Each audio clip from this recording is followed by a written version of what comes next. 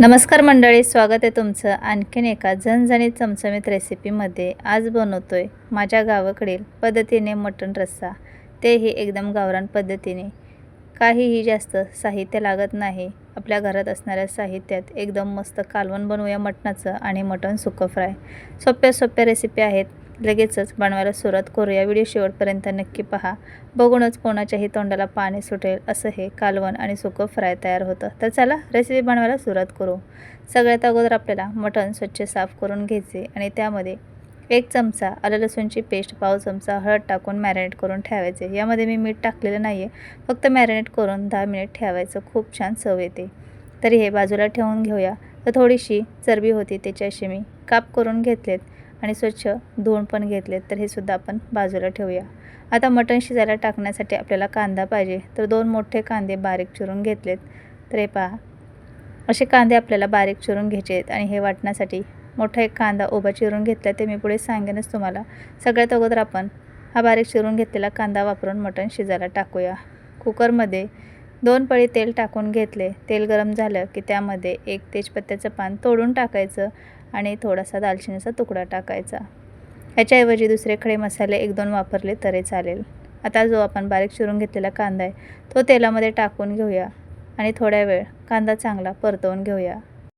कांदा थोडासा परतवून झाला की आपण जे चरबीचे तुकडे करून घेतलेले ते सुद्धा टाकून घेऊया। तर बरेच वेळेस असं करतात की चरबी वापरत नाही, टाकून देतात, पण तसं अजिबात करायचं नाही। थोडे बारीक तुकडे करून घ्यायचे आणि तेलामध्ये चांगले परतून घ्यायचे कांद्यासोबत। त्यामुळे कालवणाला तेलकटपणा छान येतो, तर्री चांगली येते आणि सगळ्यात मेन गोष्ट म्हणजे कालवणामध्ये त्याची चव उतरते। चवीला खूप जास्त छान कालवण होतं। तर नक्की चरबीचे तुकडे टाकून पहा तुम्ही, कालवण किती भन्नाट चवीचं बनतं। तर कांद्यासोबत आपण चरबीचे तुकडेसुद्धा परतवून घेतलेत आणि चरबी असल्यामुळे तेल जास्त सुटतं, म्हणून शिजवताना तेल थोडंसं कमीच टाकलेले। आता आपण याच्यामध्ये चवीनुसार मीठ टाकूया, पाव चमचा हळद टाकूया। मॅरिनेट करताना सुद्धा हळद टाकलेली, त्यामुळे आता थोडीशीच हळद टाकून घ्यायची। आता परत सगळं आपण चांगलं हे मिक्स करून घेऊया। तर कांदा आपला चांगला भाजून झाला, हे पहा, मस्त हळदसुद्धा त्यामध्ये मिक्स झाली। आता याच्यामध्ये आपण मॅरिनेट करून ठेवलेलं मटण टाकून घेऊया। तुम्ही सेम अशाच पद्धतीने चिकनचं सुद्धा भाजी बनवू शकतात, खूप चविष्ट बनते। आता या कांद्याच्या मसाल्यामध्ये सर्व मटण चांगलं मिक्स करून घ्यायचे। तर व्यवस्थित हळदीच्या मसाल्यामध्ये हे चांगलं मिक्स केले आणि लगेच आता याच्यामध्ये पाणी टाकण्याची घाई करायची नाही।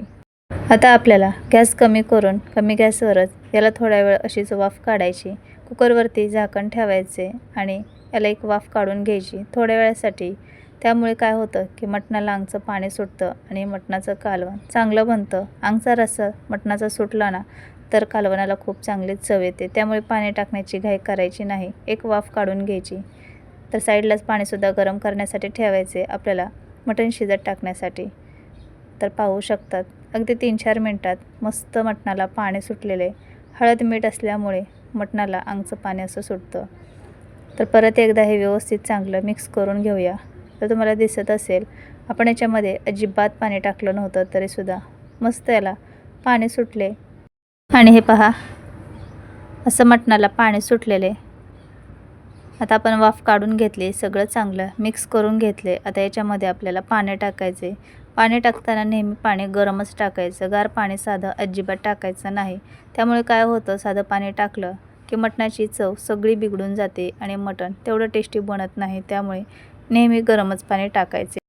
आता तुम्हाला किती रस्सा बनवायचा आहे त्यानुसार तुम्ही याच्यामध्ये पाणी टाकून घ्यायचे। कमीत कमी मटण भिजून वरती थोडंसं पाणी राहील एवढं तरी पाणी टाकायचे, म्हणजे मटण व्यवस्थित शिजणारे आणि आपल्याला लहान मुलांसाठी मिठाचा रस्सासुद्धा काढता येतो।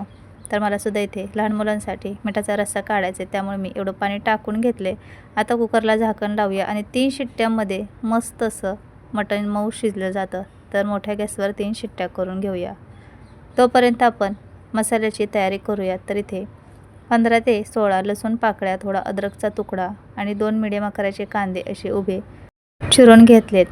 तर इथे मी सुक्या खोबऱ्याचा किस वापरलेले, तुम्ही सुकं खोबरं किसून घेतलं किंवा बारीक काप करून घेतले पातळ तरी चालेल। आता आपल्याला खोबऱ्याचा किस आणि कांदा भाजून घ्यायचे. तर एकीकडे मटण शिजायला ठेवले. आता दुसरीकडे आपण मसाल्याची तयारी करूया. सगळ्यात अगोदर आपण सुक्या खोबऱ्याचा किस भाजून घेऊया. तर तेल न टाकता खोबऱ्याचा किस असाच लालसर होईपर्यंत भाजून घ्यायचे. तर छोटी 1 वाटी एवढं मी खोबऱ्याचा किस घेतला आहे. आता हा आपण चांगला भाजून घेतला आहे लालसर होईपर्यंत. काढून घेऊया प्लेटमध्ये. त्यानंतर कांदा टाकून घेऊया आणि कांदा भाजताना थोडंसं तेल टाकायचं, 1 छोटा चमचा पोहे खायच्या चमच्याने, आणि कांदा छान लालसर होईपर्यंत भाजून घ्यायचा. तर पाहू शकतात आपला कांदासुद्धा चांगला भाजून झाला आहे आणि खोबरंसुद्धा चांगलं भाजलेलं आहे. आता आपण प्लेटमध्ये काढून घेऊया. मूठभर कोथिंबीर धुवून घेतली आहे, तीसुद्धा कट करून याच्यामध्ये टाकून घ्यायची. तर सर्व हे मिश्रण थंड होऊ देऊया आणि त्यानंतर हे सर्व मिश्रणामध्ये थोडंसं पाणी टाकून आपण वाटण करून घेऊया. आणि तोपर्यंत आपल्या इथे मटणसुद्धा शिजून तयार झाले. पाहू शकतात एकदम परफेक्ट असं मटण शिजले आणि मिठाचा रस्सासुद्धा किती चांगला तयार झाला आहे पहा. वरून तुम्ही याच्यामध्ये बारीक चिरून घेतलेली कोथिंबीर टाकू शकतात आणि मिठाचा रस्सा बाजूला लहान मुलांसाठी काढू शकतात. लहान अगदी असतील 1 वर्षापर्यंत, तर हे त्यांना सूपसुद्धा मटणाचं पाजू शकतात. आता इथे मी लहान मुलांसाठी थोडंसं मिठाचा रस्सा बाजूला काढला आहे. 1 वाटी फ्राय करण्यासाठी मटण बाजूला काढून ठेवलं आहे आणि राहिलेलं जे मटण आणि रस्सा आहे मिठाचा, त्याचं आपण कालवण करणार आहोत. तर मसाला मी वाटून घेतला आहे थोडंसं पाणी टाकून. हे पहा, अशा पद्धतीने आपण इथे वाटणसुद्धा तयार करून घेतले. आता लगेच कालवण करायला घेऊया. तर टोपामध्ये 3 पळी तेल टाकून घेतले आणि त्यामध्ये आता आपण हे वाटण करून घेतले ते टाकूया. अगदी 2 चमचे याच्यातला मसाला आपल्याला फ्राय करण्यासाठी ठेवायचा आहे बाजूला. तर हे पहा, थोडासा मसाला मी शिल्लक ठेवला आहे फ्राय करण्यासाठी. आता आपण हा मसाला तेल सुटेपर्यंत भाजून घेऊया. कोणत्याही खोबऱ्याचं वाटणाच्या भाज्या असतील ना, तो मसाला चांगला तेल सुटेपर्यंत भाजला की भाज्या अतिशय चविष्ट बनतात. त्यामुळे आपल्याला मसाला चांगला भाजून घ्यायचा आहे. अजिबात म्हणजे कचकच लागत नाही आणि तर्री खूप छान येते. मसाला चांगला भाजला की कालवण खूप म्हणजे खूप चविष्ट बनतं. तर थोडा मसाला भाजून झाला की याच्यामध्ये आपण चटणी टाकून घेऊया. तर 2 चमचे मी चटणी टाकून घेतली. तुम्हाला किती तिखट आवडतं त्यानुसार चटणीचं प्रमाण कमी जास्त करू शकतात. पाव चमचा धना पावडर, 1 चमचा लाल मिरची पावडर टाकून घेतलं आहे आणि पाव चमचा इथे मी मटण मसाला टाकून घेतला आहे. आता हे सगळं चांगलं मिक्स करून घेऊया. तर चटणी खूप तिखट होती म्हणून मी 2 चमचे टाकून घेतली. आणि मटणाच्या भाज्या कशा तर्रीदार आणि झणझणीत असेल तरच खायला मजा येते. त्यामुळे थोडंसं कालवण मटणाचं तिखटच बनवायचं. आता हा मसाला बऱ्यापैकी भाजून झाला आहे. आणखीन आपल्याला चांगला भाजून घ्यायचं आहे. आता पाहू शकतात खूप ओलसर वाटतो आहे. तर हा मसाला एकदम तेल सुटेपर्यंत आपल्याला भाजून घ्यायचा आहे. तर एकीकडे मसाला भाजतो आहे तोपर्यंत मी बाजूलाच सुकं फ्रायसुद्धा करून घेणार आहे. तर कमी गॅसवरती मसाला भाजतो टोपातला तोपर्यंत बाजूला कढईमध्ये फ्राय करून घेऊया. कढईमध्ये 1 पळी तेल टाकून घेतलं आणि जो आपण मसाला शिल्लक ठेवलेला तोसुद्धा याच्यामध्ये टाकून चांगला परतवून घेऊया. आता आपण सुकं फ्राय बनवताना अधूनमधून जो मटणाच्या रश्श्यासाठी मसाला भाजायला ठेवला आहे तोसुद्धा अधूनमधून परतवून घ्यायचा, म्हणजे सर्व मसाला एकसारखा भाजला जातो. आणि गॅस कमी ठेवायचे. तर कढईमधला सुद्धा मसाला चांगला परतवून घेतला आहे. आता याच्यामध्ये 1 चमचा चटणी टाकून घेऊया. पाव चमचा लाल मिरची पावडर टाकूया. थोडीशी हळद आणि थोडासा मटण मसाला टाकायचा आहे. चवीनुसार मीठ टाकून घ्यायचे. तर जे सर्व आपण मसाले कालवण्यासाठी वापरले ते सर्व मसाले फ्राय करण्यासाठी वापरले. याच्यापेक्षा जास्त काही आणखीन मसाले टाकण्याची गरज पडत नाही. याच मसाल्यामध्ये एकदम भन्नाट चवीचं कालवण तयार होतं. तर सर्व चांगलं मिक्स करून घेऊया. तर मस्त असा चटपटीत चमचमीत मसाला फ्राय करून झाला आहे. तर आपल्या इथे फ्रायसाठी मसाला चांगला भाजून झाला आहे आणि जो कालवणासाठी आपण मसाला भाजून घेतो आहे तोसुद्धा अधूनमधून परतवून घ्यायचा आहे. तर यालासुद्धा चांगलं मिक्स करून घेतले आणि गॅस कमीच ठेवायचं आहे. तर इथे पाहू शकतात आपण जे सुकं फ्राय करण्यासाठी मटण प्लेटमध्ये काढून ठेवलेलं वाटीत ते सर्व कढईमध्ये टाकून घेतले. आता हे सगळं चांगलं मिक्स करून घेऊया. तर सुकं फ्राय एकदम मस्त सुकं असेल तरच खायला ते छान वाटतं. ओलसर असेल तर ते एकदम ग्रेव्ही टाईप वाटतं. त्यामुळे खूप जास्त मसालासुद्धा ठेवायचा नाही. अगदी 2 चमचे मसाल्यामध्ये खूप छान सुकं मटण फ्रायसुद्धा तयार होतं. तर मटण व्यवस्थित मिक्स करून घेतले आणि इकडे पाहू शकतात कालवणाचा सुद्धा मसाला किती छान भाजला आहे. अगोदर मिश्रण किती ओलसर होतं आणि आता व्यवस्थित त्याचा गोळा तयार होतो आहे. तर मस्त असं आपलं कालवणाचं सुद्धा वाटण भाजून झाले आणि इकडे चमचमीत झणझणीत सुकं फ्राय तयार झाले. हे पहा, दिसतंय ना एकदम भारी. तर आपला फ्राय तर बनवून तयार आहे. थोड्या वेळ कमी गॅसवर ठेवूया.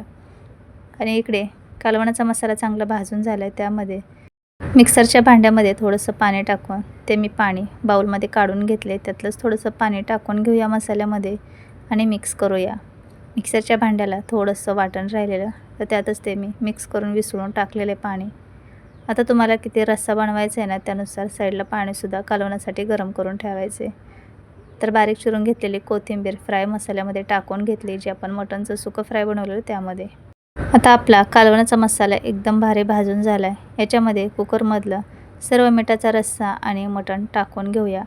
तुम्हाला जेवढं फ्राय करायचं आहे तेवढं अगोदरच प्लेटमध्ये काढून घ्यायचं. तर सर्व इथे मी कुकरमधलं मटण आणि मिठाचा रस्सा होता तो टाकून घेतला आहे.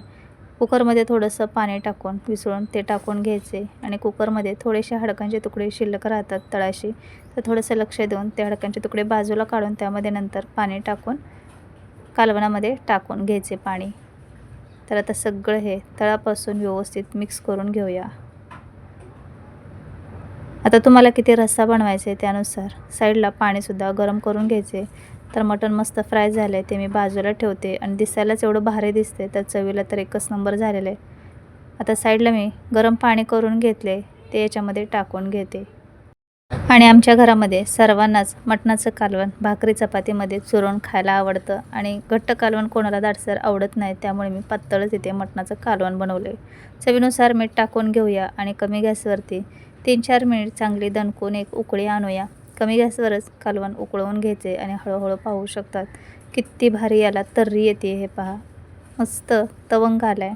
आणि आपण जे चरबीचे तुकडे टाकले ना, त्यामुळे सुद्धा खूप छान तेल सुटतं. तर पाहू शकतात एकदम दणदणीत असं झणझणीत चमचमीत आपलं मटणाचं कालवण बनवून तयार आहे. बारीक चिरून घेतलेली कोथिंबीर वरून टाकून घेऊया. तर पाहू शकतात किती भारी हे कालवण झालेलं आहे.